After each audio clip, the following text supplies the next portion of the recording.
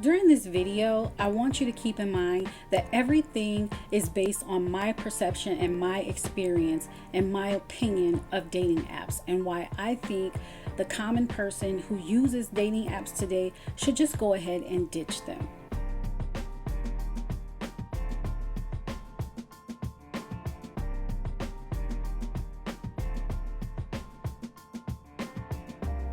If you're anything like me, you probably was saying, I'm single, there's a lot of single people out there, maybe I'll meet the one, right?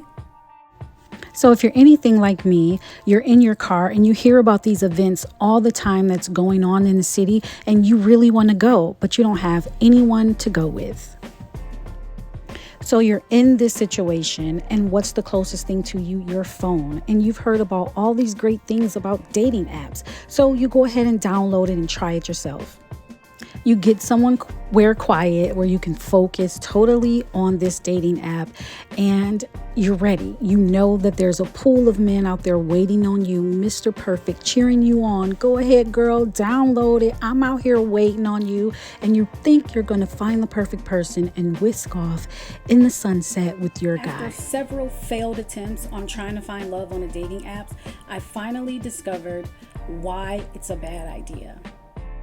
Not knowing that the most popular sites to visit and download are actually billion-dollar companies, and most people have deemed them, actually a large percentage of women have deemed it to be an unsafe place to meet men, that they are afraid to actually even give them their real number. Most of these companies target vulnerable women who they think really need a man. Remember, this is a billion-dollar company, so the chances of them matching you with the perfect person is very, very light. It's a low chance. It's probably never going to happen. My experience on dating apps varies from one app to another. I have found very okay conversations with people. I've only met a couple of people off the dating apps, and they panned out to not, I'm not going to say the guys were horrible people, but we weren't on the same page, and they lie about everything on the dating apps. Don't expect anyone to just right tell you the truth.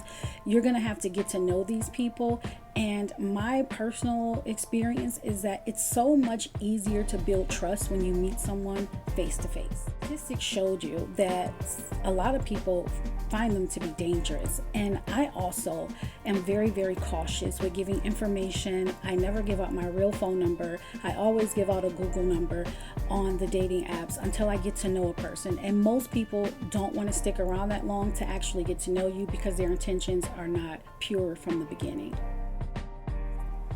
So like I said, and like I promised, I'm going to give you some personal experience.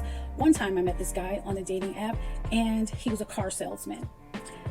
His whole agenda was to sell me a car if he was not looking for love. So you have to watch out for people who are low-key advertising their business on dating apps and trying to take advantage of what they call vulnerable.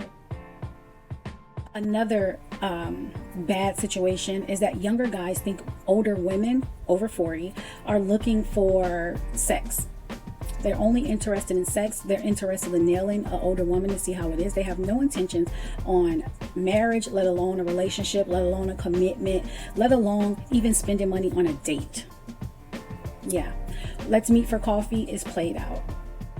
Now, I live in the greater Atlanta area. In Atlanta, there's 17-1. These are the new statistics, women to men.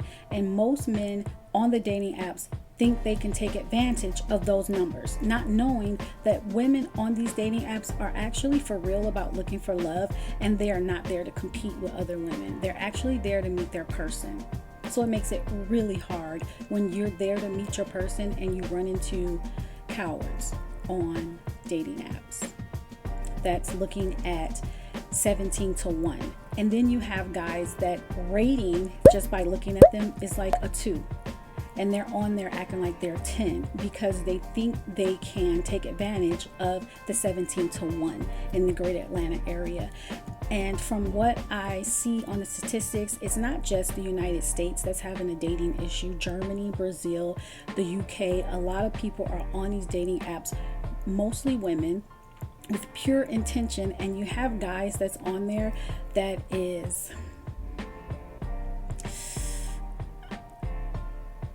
I don't know what's up with it. What? I just think that it's better to just meet people in person, especially when the dating apps is all about business to begin with. The dating apps is $1 billion industry, and so how do you think they became $1 billion industry?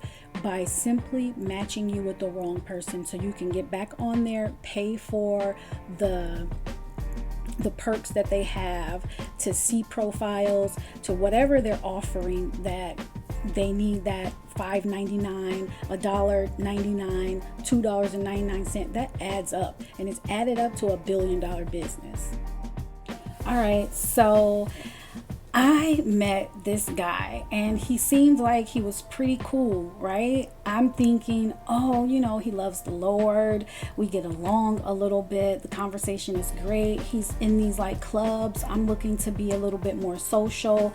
And one day I get on my Facebook page and he came up in my suggestions because I had put him in my contacts. And the picture that came up was that he was married and he was a pastor. Oh my God! A pastor and he's married.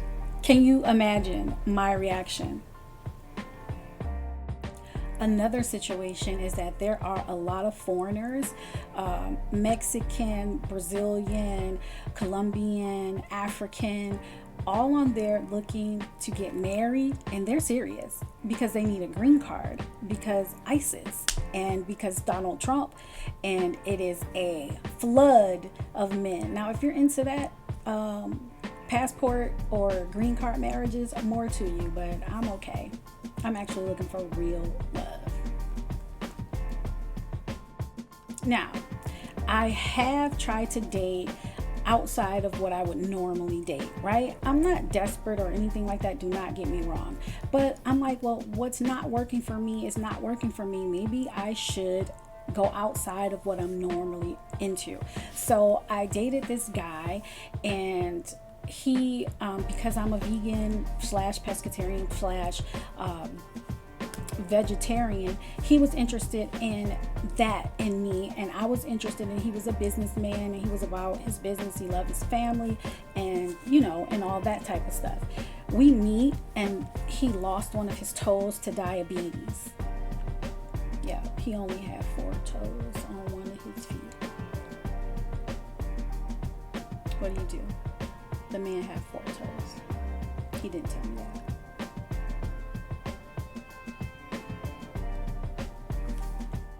Another issue that you run into on these dating apps is that there are men that has become of age over 50, and you think, okay, he's over 50, I'm gonna try my own, my own era. I mean, it's not really my era, but I mean, it is, but it's not. But anyway, back to the topic at hand. A lot of them don't want to be gay anymore. And so they get on the dating apps to meet women who think we don't notice that it was a possibility in your past life that you did not like women sexually. And now you, in your older age, want to get married and settle down because you've done everything else. And now, since it's 17-1, you want to jump back in the pool with women. That's what's out there on dating apps. Beware, women. I mean, if you're into that, more power to you. But I'm just saying, beware. Tell them, I'm not gay no more. I am delivered. I don't like men no more. I said I like women. Women.